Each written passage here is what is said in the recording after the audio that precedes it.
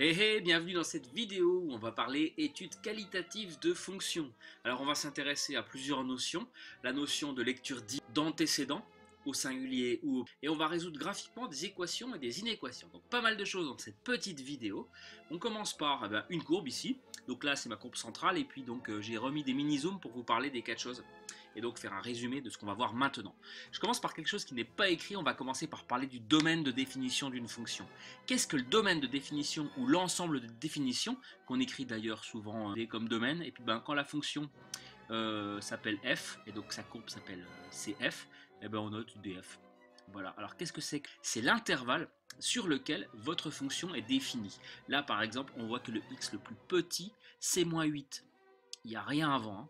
Et donc le x le plus grand, c'est 8. Donc là, le domaine, ça va être l'intervalle -8, 8. Et il n'y a pas de raison a priori. Donc le domaine de définition, c'est un intervalle horizontal. Ça, c'est vraiment la première chose.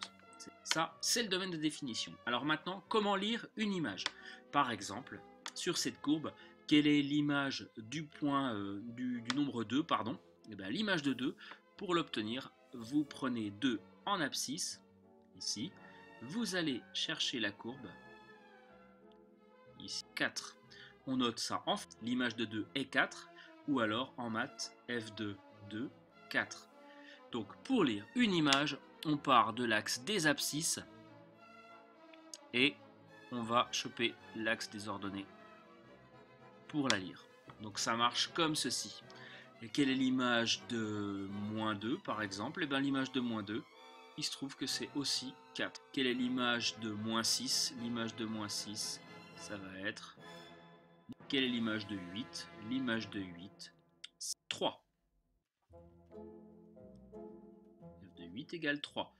f de -6 égale... Petite animation pour résumer tout ça.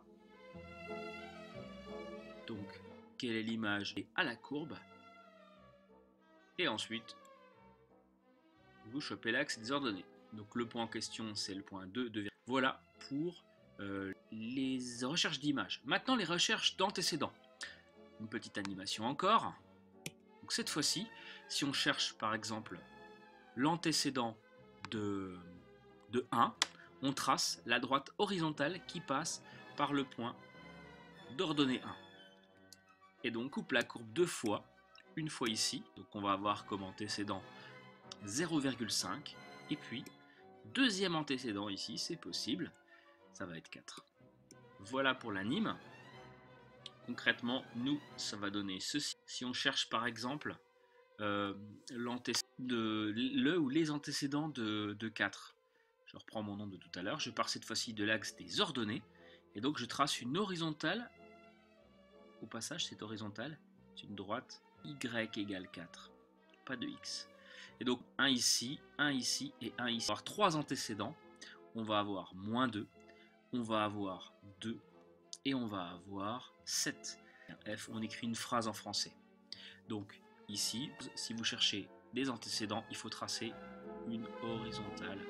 Regardez combien de fois votre droite coupe la courbe. Donc ici par exemple c'est encore 3. Ça peut très bien être un seul point d'intersection. Par exemple, on imagine ici la droite y égale -4. Donc on aurait juste -6. 3 points de coupe, ou alors 2, pourquoi pas, si on regarde la droite y égale -2. On a ce point ici, et puis c'est une droite, par exemple y égale 8, qui soit complètement au-dessus et qui n'ait aucun point d'intersection avec la courbe. Dans ce cas-là, aucun antécédent, c'est complètement possible. Donc là, la flèche, elle indique la marche à suivre. Là également, on cherche des nombres. Et puis donc on va passer maintenant aux résolutions d'équations et d'inéquations graphiques. C'est en lien avec tout ce qu'on vient de dire maintenant. Donc résolution d'équations déjà. Admettons qu'on veuille résoudre l'équation f de x égale 4. Donc, on cherche les x tels que les images valent 4. Comment on va procéder? En fait, c'est une recherche d'antécédents. Donc, on va déjà tracer la droite y égale 4, c'est l'horizontale. Et donc, le nombre de points d'intersection, 1, 2, 3, qui correspondent à 3 nombres. Le nombre -2, le nombre 2 et le nombre 7. Donc vu que c'est une équation, on va finir par S égale, c'est la différence avec la recherche d'antécédents où on fait une phrase en français, S égale, peu importe l'ordre, hein, moins 2, 2, 7 ou dans un autre ordre. Voilà pour la recherche d'équations, on cherche des points. Alors que pour la recherche, la résolution d'inéquations, admettons qu'on veuille résoudre par exemple f de x inférieur ou égal à 4. Donc cette fois-ci, une inégalité qui donne lieu à une inéquation. On va tracer encore et toujours la droite y égale 4 et on va s'intéresser aux portions de la courbe qui sont en dessous de 4. Donc tout ça, c'est en dessous de 4. On cherche en dessous ou égal. Donc le point là, on le prend là encore, jusque là. Ça ne nous intéresse plus. En revanche, cette partie-là nous intéresse. Et donc ça correspond à quoi? Eh bien, ça correspond à des intervalles. Toute la partie de la courbe qui est en dessous, là, c'est sur l'intervalle. On commençait à moins 8, hein, je vous rappelle. Moins 8 jusqu'à là. Donc de moins 8 à 2. Entre 2 et 7, ça ne nous intéresse pas. En revanche, entre 7 et 8, on prend.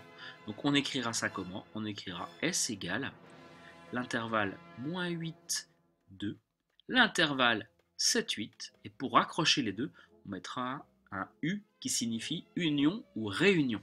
Donc ça veut dire qu'on prend les deux. Et puis si jamais on cherchait par exemple à résoudre l'équation f de x strictement plus grand que 4, la droite est déjà tracée. Quand est-ce que la courbe est strictement au-dessus de la droite? Et c'est cette portion-là. Donc on dirait entre 2 et 7. Donc on écrirait S égale l'intervalle 2, 7. En revanche, ici j'ai précisé strictement plus grand. Donc on enlèverait le 2 et on enlèverait le 7. Donc pour conclure sur cette vidéo, pour lire une image, on part de l'axe des abscisses, je prends un nombre au hasard, on va chercher la courbe, on va chercher l'axe des ordonnées. Et le nombre que vous cherchez, il est ici. Pour chercher un ou plusieurs antécédents, voire aucun, vous, le ou les antécédents de 3, vous tracez la droite y égale 3, dans ce cas-là, et vous regardez le nombre de points d'intersection. 1, 2, 4 ici. Donc ce que vous cherchez, c'est sur l'axe des abscisses cette fois-ci. 1, 2, 3 en français. Quand vous cherchez à résoudre une équation, c'est sensiblement pareil. J'ai déjà tracé la droite. Vous regardez les points d'intersection. Il y en a un, il y en a deux, il y en a trois. Et ces nombres-là que vous obtenez, vous les mettez dans un S égal avec des accolades. Avec 2 points, ici il y en a 3. Et puis pour plus petit ou alors plus grand que, des inéquations. Donc là, ça correspond à f de x égale quelque chose. Et puis là, à f de x plus petit ou égal, ou plus grand ou égal à quelque chose. Sachant que le quelque chose, c'est ça, hein, y égale 1 et k. Donc là, ce qu'on va avoir comme solution, c'est un intervalle. Alors là, c'est un peu compliqué de se positionner, mais par exemple, si vous cherchez l'intersection, si vous cherchez plus grand ou plus petit, enfin, je vais reprendre l'exemple là, ça va correspondre à cet intervalle-là. Je vais faire en rouge. Ça, union, ceci. Donc là, ça ferait un truc comme ça, quoi. Intervalle, union. Donc voilà, tout est résumé ici. On va appliquer ça en classe, mais vous avez toutes les clés. Domaine de définition, c'est l'ensemble de départ. Lecture d'image, on part de l'axe des abscisses et on va chercher des ordonnées. Lecture d'antécédents, on part de l'axe des ordonnées, on va chercher des abscisses. Résolution d'équations, c'est sensiblement pareil que antécédents, sauf qu'on met un S égal pour bien signifier qu'on les a toutes. Résolution d'inéquation, c'est fortement lié à ce qui est à côté, sauf que là, on cherche des intervalles. Voilà, vous savez tout. À bientôt pour une nouvelle vidéo.